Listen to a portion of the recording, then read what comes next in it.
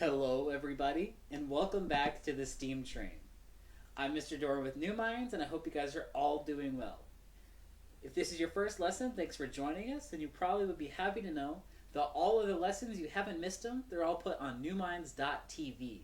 So you can get all of our awesome lessons, not just from me, but from all the other inspirators, completely for free as of right now.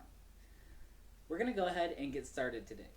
Like always, I'm going to see what's in our magic box, and maybe we can make something out of it. It looks like we have one big piece of white paper. It seems like twice the size of normal. I feel like normal could work. Depends on what we're doing today. Rulers. Something to color with. And something to write with. Now the cool thing about this set of supplies is that I could do anything with these. I can make something, I can design something. With paper and pencils, you can make anything come into life. It can start at nothing and turn into something. And that's all design is. Everything you wear has been designed. From the shirt I wear, to the pants I have on, to the shoes on my feet. Now something I'm actually really passionate about, and something I like a lot as a person, is the shoes people wear, the history behind them, and why we're making them. So today we're going to design our own shoes. But I'm going to tell you a little bit of a story, and maybe this can help give you some ideas for what I mean when we're designing a shoe. So imagine it's 105 years ago. It is 1915. There's this awesome game called basketball around, and people really enjoy it. But the problem is, it's really hard to play in the clothes people had. They had, for the most part, just regular dress shoes, not really running shoes or anything like that yet. And also, it's hard to, because there's nothing on your ankle to keep you safe. So in 1917, this company you might have heard of called Converse actually came out with one of the first basketball shoes. And it looked a little something like this. This is probably a shoe you've seen 1,000 times. These are still made today. This is just a normal pair of Converse. But the reason this is cool is because they saw a need and they filled it with a design. So what happened was, people's ankles are getting hurt, so we're going to make them extra tall. You're going to be playing in this all day, so they made it soft and bendable, so you can fold this shoe up all you want. And also, you're going to be playing basketball, so they made it flat on the bottom. And they actually designed this shoe, and they designed it so well that 100 years later, actually 103 years later now, we still wear this shoe today.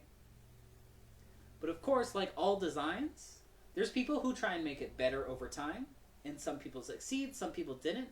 But it's really cool to see how something as simple as a shoe you wear for one sport has changed and become so large. So remember, this was a need. People needed to play basketball, they designed this shoe. I'm sure now when you see this, you don't think of a basketball shoe, because we've made progress in our design. The next big change was in 1970. There was a basketball player who thought, Converse are cool, we've been wearing them for 50 years of this sport, but I think we could do something better. He worked with a company called Puma, and they designed a shoe called the Puma Clyde. His name actually wasn't Clyde, it was his basketball nickname, but it is kind of cool to see. And he actually made two versions of his shoe. One of them was tall and looked like this. This is the Puma logo if you've never seen it before. And the other one was short, just like this. You notice that this is the same shoe. All they did was they made one taller for basketball, and you could wear it and it'll protect your ankle. The other one, they didn't. They wanted it to be more of an everyday thing. The cool thing is that we can see the change already that's happened. We went from this one really loose shoe, it was really light, flat on the bottom. We still have it being really tall. We still have it flat on the bottom, but this one's more sturdy. If I try and bend it, it's not going anywhere. So that's the first big change that happened in the design. Why did they change the design? The whole reason is that they saw something that didn't have a problem yet, but they knew they can make it better. If you want to try and fix something, it doesn't have to immediately be wrong. You can maybe have your own ideas on how to make it better. You can't just copy someone else's shoe and call it your own. They had to make their own design. We're going to fast forward another 15 years. There's a company called Nike that's famous for making its running shoes. And they want to do something other than running shoes. They want to make a basketball shoe. So they made this shoe in 1985 called the Nike Dunk. I don't have any really old ones. I have this pair right here. But you see it still has the same high part. It still has the same flat bottom. It's not going to bend if you try and stiff it. It's actually more rigid. But right after this shoe came out, there was a very famous basketball player. His name was Michael Jordan. The cool thing was he said, this design's pretty cool, but I think I could do something a little bit better. So he actually made his own shoe. And this one was called the Michael Jordan 1. It looks a little like this. You'll notice it still has the same things that came out almost 60 years ago at this point. Flat on the bottom. It's extra tall. It's got shoelaces to keep it on your foot. And it has all the same features, except now it is rigid, but it does bend a little bit. This is a little more flexible. All of these changes happened because they saw a different need. He was a really tall player, he was really fast, and he was a really good basketball player. So what happened was he made his own shoe to fit his specific needs. And a lot of people liked it. So when you're designing your shoe, I want you to think about what the need of your shoe is. What is your shoe for? Is it for playing basketball? Is it just for walking around? Is it for an everyday person who works on their feet all day like a chef? Is it for someone who's going to climb a mountain? Is it for someone who plays soccer? That's the first thing to consider, is why do you need to make a shoe? Maybe you just want to make something that's super awesome. And there's a lot of different things you can change that's not just the shape. Taking one shoe and seeing it in a bunch of different colors can completely change how you feel about it. I showed you this one already. This is just a blue and white. There's not very much going on. This is just the color of a school. And we're like, okay, that's kind of neat. But maybe you make a color that has a story behind it. This is also the same shoe, but it has different colors. This one is purple and orange. The reason is there's a basketball team called the Phoenix Suns. And in 1986, 1 year after the shoe first came out, Michael Jordan's team won the playoffs. They wanted to say thank you for giving them such a good game, and they actually designed a shoe for them. So these colors have a story, and they look pretty cool. I like to wear these for Halloween. Now you can have another color. Maybe something like this. It's more of a faded color. It's got the same materials, except this one actually has recycled paper. It also has suede on it, and it has different materials. The reason is, they had a different purpose. This is no longer meant for playing basketball. This is just for wearing when you walk around. It's meant to be comfortable. It's meant to look really cool. So changing the color, changing what it's made out of, can completely change what the shoe is for. If this entire shoe was made out of wax paper, it wouldn't be the same as a shoe that's made out of leather or canvas or anything. It would be an entirely different thing. So this is another one. I have some more to show you. Another version they did was they made one for every college. They made every college, they're like, we want you to play in our shoes. So they made different colors, just like this. This is for Michigan University. It's the same color that they have. And it's really cool because it's the same shoe, but it looks entirely different because the colors are changed. Now it has a different meaning. The last one of this shoe I'm going to show you is this one right here. They wanted to make the story a little bit different. Instead of making it about a shoe you wear every day, this one is more about a shoe you're not going to wear that often, but it's actually made entirely out of recycled materials. Everything on this shoe is recycled. It's made of recycled plastic, recycled paper. Everything on it is recycled, and it actually looks a little different in the way it's made. And that's because there's a different story, and they use different materials. So I'm going to put these shoes away. So the first thing to consider when you're designing your shoe is the color and the materials. The next thing you want to think about is there's more than just color, there's also patterns. Maybe instead of just a straight color, you want to get a little bit crazy. You could do something like these. These actually have camouflage patterns. This part here is reflective, so if you shine a light on it, it's going to shine back on you. It's got polka dots. It's got more camouflage on the back. This one, if you look on the inside, it's got all sorts of crazy colors like an old Nickelodeon show. And you can see all sorts of different ideas, and this is the same shoe, but they look entirely different because of all the changes that were made. The next thing that you can change is the story. Why are you making your shoe? There's a lot of shoes with actually really cool stories in them.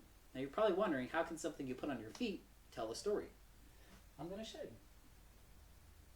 This one right here, it just looks like a kind of a weird colored shoe. But this is actually a story of a really good lunch someone had. It was the first time they tried crawfish. Now the first thing they did, I'm going to hold it close so you can see it, is they actually changed this to look like the skin of a crawfish. It's red and it has specks on it. Now if you've ever eaten crawfish, you know you don't eat it by itself. You usually have it on newspaper, and you also eat corn on the cob with it. What they showed was on the back, they made this look like corn on the cob, and they made the side of it actually look like newspaper. The last thing they added was they made the tongue of the shoe extra thick, like a tail of a crawfish. And they also made this part silver, so it looks like the pot you cook them in.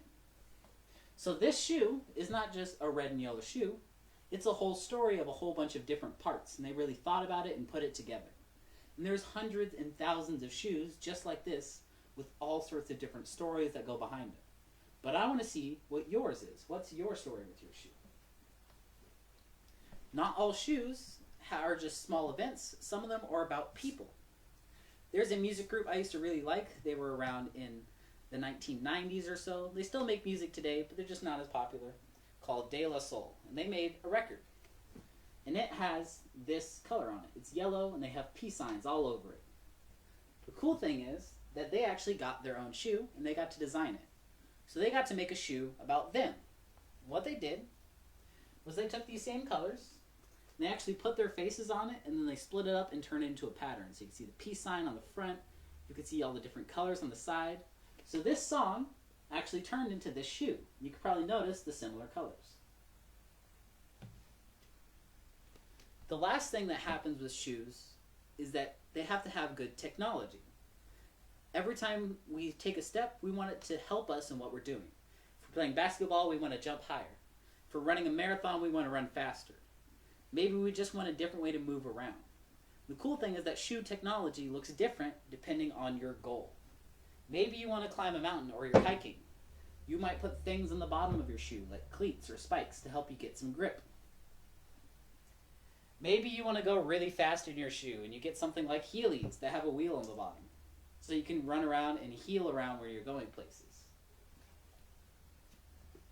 Maybe you don't want to tie your shoes. You can actually have something like this that when you press the button, it actually inflates the shoe and it gets tighter to your foot, because they didn't want to use shoelaces. And there's things like Velcro, there's things like click-on shoes, all sorts of different things for different groups of people and for different purposes. Some people actually have trouble tying their shoes. Maybe they have something like a condition that makes their hands shake. Maybe they have trouble focusing and they need some help. There are different shoes to help people of different ability. If somebody has autism and they might have a high-functioning autism, but they have some sensory awareness problems, they might have a shoe that's crinkly and they can touch, and that will help them focus a little bit more. So these shoes don't just have to be for a big purpose. They could be for a small specific groups of people, and maybe just for you. Something really cool is that shoe technology has actually gotten really too fast. One of the latest running shoes that's come out, they actually had to ban it from marathon running because it was making everybody too fast and it was too easy for them to get places. So they actually had to slow them down, like, we can't use this shoe, it's too fast for running. And this kind of funny story of people are making technology so quick that other people can't keep up. I'm actually going to show you how to draw your shoe now. I'm going to show you a really cool way to do it. And I'm excited to see all the designs you guys come out with. So I'm going to trace my shoe on my paper. I have really big feet. I wear a size 13, so it's a really big shoe. So I have a big paper, but if you use a small paper, that will work just as well. You guys will probably fit better on a small paper. So I'm going to take my shoe, just like this, and I want to make it life size. So I'm actually just going to lay my shoe flat, and I'm going to trace it. I'm going to make sure I'm very careful not to draw on my shoes. I just want to trace around the outline. And a really easy way is to kind of trace around the corners. So I'm going to hold my marker straight up and down, trace on the corners just like this. And if there's a long straight line, I can just go back with my ruler and connect it later. It doesn't have to be perfect, but it will really help you get the shape. The shoes aren't just an oval, they're actually a really complicated shape. So I'm going to trace mine and I'm going to show you how it looks. There we go. So now I have the outline of my shoe. Just like this. See, I did a high shoe, it's got the toe on it, but you can do whatever your favorite shoe is. So this is the start. Now I'm actually going to put this away because I want to make my own design. I don't work for Nike, so I'm not going to draw the swoosh, and I'm not Michael Jordan, so I'm not going to put his logo on there. I'm going to do my own shoe about New Minds. So the first thing I want this shoe I can wear all day when I'm teaching. So I'm actually going to put some support on the top. I'm going to draw a little piece. That way it holds my ankles up and I don't get hurt while I'm teaching, because that would hurt a lot. So I just drew a little top piece on the top. And now I'm going to use shoelaces on mine because I like how shoelaces look. So I'm going to put little holes for my shoelaces. 4, 5, 6, 7, 8, 9, 10. I put 10 of them in. Now your shoelace holes don't go all the way to the bottom. You don't have shoelaces over your toes. They just go over the middle of your foot so you can slip your foot in. The next thing I want a logo. And I think I want to draw my face as a little logo on this back corner. I think it would look cool. But before I do that, I want to draw the bottom. The bottom of a shoe is called a sole, and that's the part that protects you from the ground. If I'm going to walk on these all day, I want to do a really big, cushy sole, so that way I don't get hurt stepping on it. So I'm actually going to draw it like bubbles. Maybe there's bubbles in the bottom of my shoe.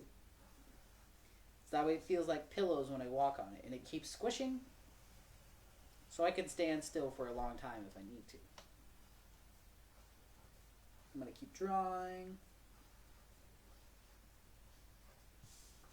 There we go. Now I have my bubbles. So now I'm going to draw my face in the back corner so I know it's my shoe.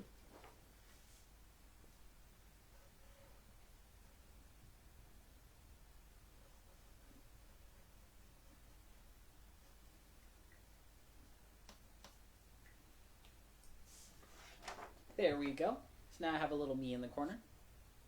And I want to add some extra details, because this could be a finished shoe if I just change the colors. But the more details I add, the more different places I can change the color. You'll notice that even on a shoe with crazy patterns, each piece is its own color. So this piece that wraps around is all one color. The logo is all one color. The shoelaces are all one color. They don't change in the middle. I'm sure you can do something that'd be like that, but it would be kind of hard to make.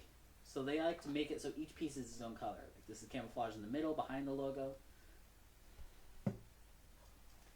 So I'm going to go ahead and add something to cover the shoelaces. I want to make that piece a different color. I'm going to add a little part where my toe goes. I'm going to make that a different color. I'm going to show you guys as I do these things. So it's going to look a little bit like this. I think I'm going to add cool patterns here, because I think my favorite part about teaching is that I get to cross a bunch of students for a really short amount of time, and they all give something to me, and I give something to them.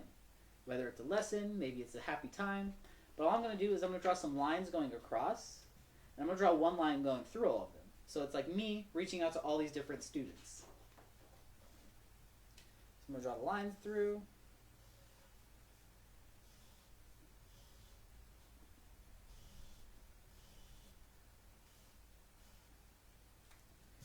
Now I have the lines that are going to tell about my students, and I'm going to draw a line that's me going through them. Because that's my favorite part of teaching, is every time I do it, I learn something new.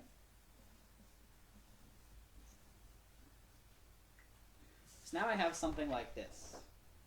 So what I think I'm going to do is I'm going to have this line change colors every time it passes through one of these. So it's like it changes when it goes through.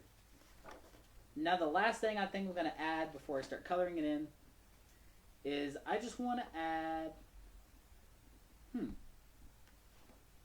I think I'm just going to add a little line right here just so I can have some extra pattern.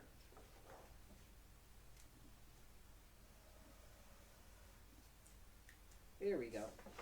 Now I think I'm pretty happy with this. So I'm going to go ahead and start adding some color into it. I'm excited to see what designs you guys come up with.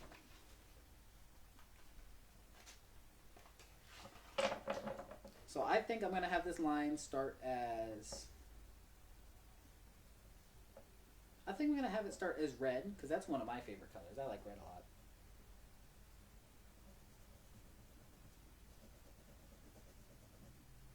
And I'm going to have the first line be green. So I'm going to add the green.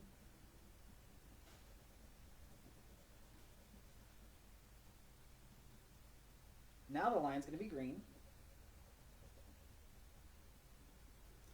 And I'm going to change it to orange.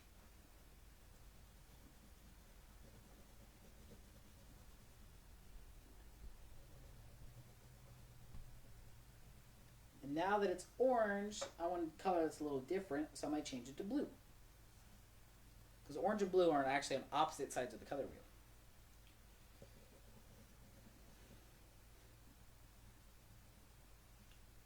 And I'm going to make it go blue. And I think now that it's blue, I want to do something a little different. I'm going to make it... I think yellow would look pretty nice. I think I like how that looks. So now I have my main colors on the side. Now I just want to add the color to the rest. I think I'm going to make it mostly red, and I'm going to leave some of it white, and I think that will be my finished design. Don't forget, if this is your first lesson, feel free to check out others on newminds.tv as you're working and see all sorts of other activities and things. If this isn't your passion, that's fine. See what other things you can work on. I was really excited to do this lesson because it's something I really enjoy. But I'm excited to see what designs you have that come out of this. I'm going to color mine in red. I think it's looking pretty good. It's going to take me a while, but that's okay. I want to make sure it looks nice. And it's almost like you have a coloring page when you're done that you made yourself. I'm going to color in this part. I think I'm going to add a line on the back so I can have some more red.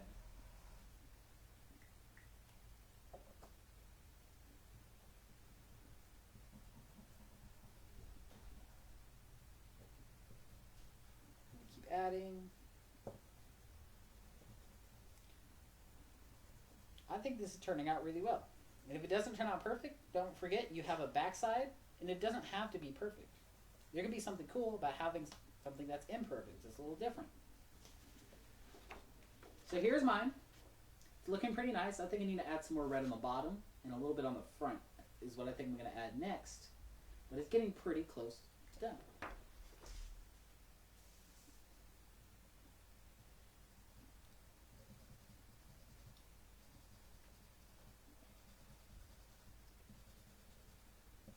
Ooh, I'm almost there.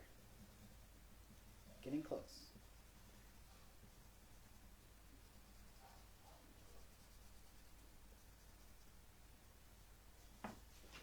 There we go. Now it's mostly red. I do want to add some pattern on this top part. Right where my foot goes in, I want it to be a little bit different. I think I'm going to add something bright and colorful. I think I want to have like a checkerboard pattern up there. Because not everything has to be one color. You can have patterns. That's okay. There's all sorts of fabric with all sorts of patterns. I think a checkerboard would look cool.